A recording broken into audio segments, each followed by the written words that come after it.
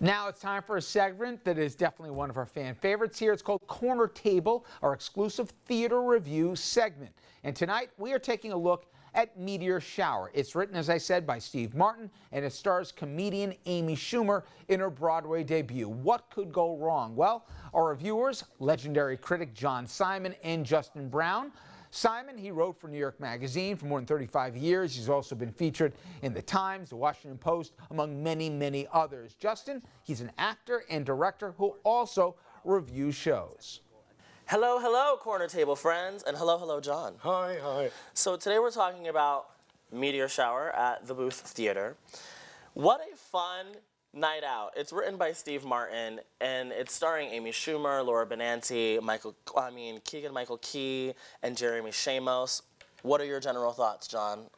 Well, my feeling is that, as one of the critics quite rightly pointed out, I think it's the one in the Los Angeles Times, McNulty, that it's like a cross between a bad parody of an Albee play of Virginia Woolf, yes, on the one hand, and of a sketch on Saturday Night Live. Mm-hmm. So it's a combined form of two unmarriageable species, and it really doesn't come off. What it has going for it is some funny lines, because Martin is a funny man, mm-hmm, and he's written some funny lines, and he gets a lot of laughs. Although today's audiences are willing to laugh at almost anything. But it is a funny play, but it's a play that doesn't come to anything. There's no real purpose for it. Even the Meteor Shower, which makes for an interesting lighting effect, doesn't have much significance in terms of the lives of this married couple. Mm-hmm. And the other couple is a fantasy couple, and that isn't even quite clear. He doesn't quite know how to make the fantasy correspond to the people who are experiencing the fantasy. Absolutely. So that's my opinion. I think what's really cool about this is we don't really, I don't think, get to witness contemporary farce and absurdism on Broadway the way that this is being embraced. And I think that that's very exciting. But I also think you're right, John.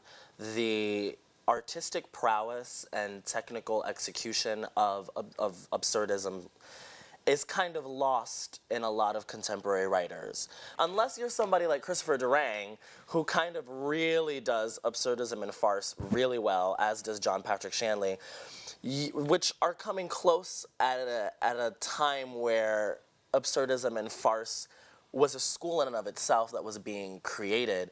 I think that the execution of it can feel a little explorative still. Well, there's a lot of undigested UNESCO in there, too. Right. With the business of reliving the same incident in different ways. Yes, absolutely. That may have seemed very revolutionary at the time. Right, and I think that what's most wonderful about this production is the ability for us to get to witness these four actors trust each other so much. There are things about it that seem very off the cuff, and I think that's that Saturday Night Live feel that you're talking about. They feel very off the cuff. They feel organic. It almost feels like we're just watching four friends put a show up and just really love whatever it is that they're doing.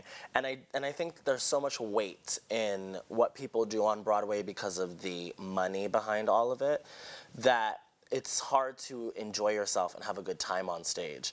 And that reflected for me as an audience member when watching it was, oh, even I get to enjoy myself while watching this show. So while I don't think that it is necessarily something that merits artistic perfection, I do think that it was a really fun night at the theater, and I wanted to hate it when I first was set to review it. I was like, I'm not gonna like this show.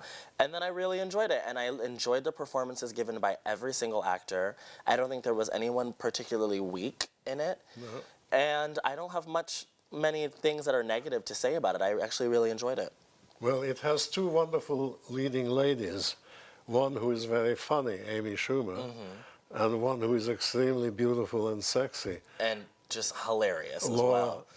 Laura Benanti. Laura Benanti. So I think that everyone should rush out and get to see the show because it's such a fun experience. And I think the more we get to go out and support shows like this that are fun, that are entertaining, that are also subtly intellectual without necessarily the weight of or the burden of like academia, we'll get to see more fun things like this on Broadway. What do you think, John? Well, I think, again, you're trying to oversell this.